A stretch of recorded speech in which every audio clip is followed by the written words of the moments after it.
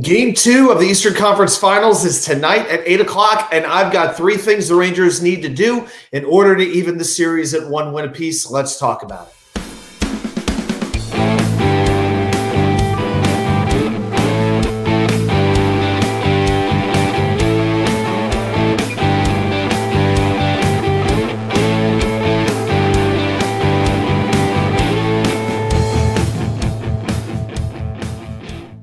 And well, welcome back to New York Sports WickerMedia. I'm K99. Thank you, as always, for taking the time to watch these videos. So it is time for Game 2, Rangers versus Panthers in the Eastern Conference Finals.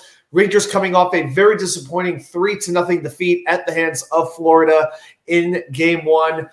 Big game tonight with a chance to even it up before the series goes down to Sunrise, Florida, otherwise to be known as MSG South. But I do want to say a thing or two about Game 1 before we get into Game 2. A lot of Ranger fans, and people will say just about anything on social media, no matter how ridiculous it is. But there were people talking about what an embarrassing performance this was, and the team didn't show up, and this and that. I've said that before about this Ranger team. I don't think that was the situation. I think Florida just played an outstanding road game. I think Florida played exactly the way they needed to. They got up early, and they made the Garden crowd very, very nervous, which led to them practically sitting on their hands, expecting the worst. And the worst is exactly what happened. And the game was 1-0 for the majority of it until a complete fluke goal made it 2-0. And then, of course, an empty net goal made the score look a lot more lopsided than it really was.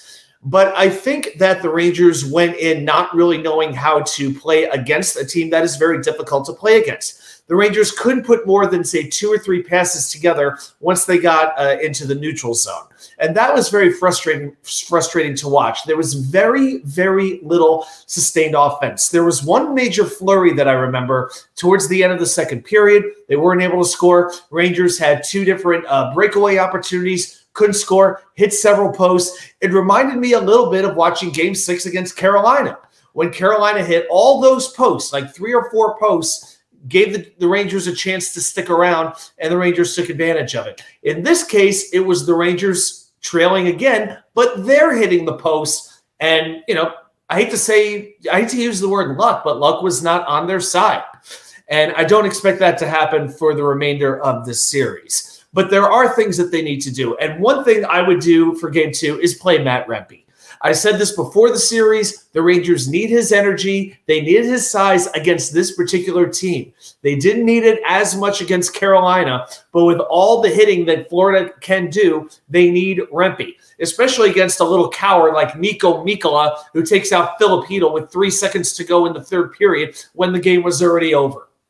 A complete fake tough guy is all Nico Mikkola is, so spare me with him. My goodness. But I want to see Rempe in this lineup. Who would I sit? I would not.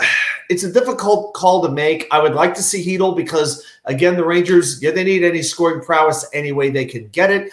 I would actually consider sitting Jimmy Vesey. Nothing against the guy, but he's a fourth-line winger. He's a penalty killer, but he plays like on the back end of the penalty kill. I mean, you could have a fourth line of, say, Cooley, Wenberg, and Rempe. Something like that might work. Maybe you move barclaygoodrow up to the third line, and in between Chytil and Kakko. Something like that could potentially work. And to be honest with you, yeah, I would switch Goodrow and Wenberg. I got more confidence in barclaygoodrow scoring a goal in the playoffs than I do Alex Wenberg.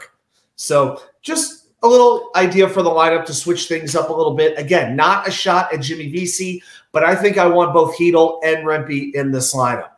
Jack Roslovic, the top line right wing, I use that term very loosely, playing with Mika and Kreider. A lot of fans are very much down on him, and I get it, but he is capable of rushing into the zone well, setting up plays. I know people are frustrated with him. He's not a finisher, but if he's creating opportunities for Mika and Chris Kreider to score, I could still live with it. So that's the one thing that I would consider doing differently as far as the lineup goes for Game 2. But I think it's also important the Rangers get that first goal, because we saw, and I alluded to it, once Matthew Tkachuk scored that first goal, the Garden crowd just never got into the game. They were looking for a reason to get into it. But, yeah, the energy, unless the Rangers were going on a power play or something like that, Yeah, it was a very nervous energy at the corner of 33rd and 7th, all right, in Midtown Manhattan. So I think it's important the Rangers get that first goal and get the crowd into it and maybe create a little bit of doubt in the Panthers' minds. I think that would be a big, big deal. So those are a couple things that I would do as far as the lineup goes in terms of the attitude. As far as approach, they just got to come up with some way to maintain pressure inside the Florida zone and keep created traffic on Sergei Bobrovsky. Bobrovsky is a very athletic goalie. He can make some great saves, but he is very prone to giving up a bad goal once in a while. And the more they pressure him, the better chance they have to do that. So they've got to figure out a way to crash the net, to get past that big Florida defense, especially past Ekblad, Forsling, Montour, those guys in particular, and make life a lot more difficult for Sergei Bobrovsky. So we'll see what happens in Game 2. I'm not calling this a must-win.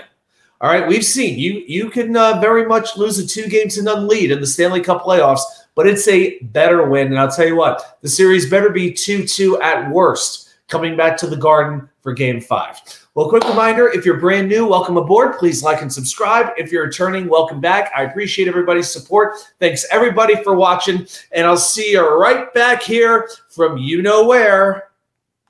Yeah, you know where. The Wicker Chair.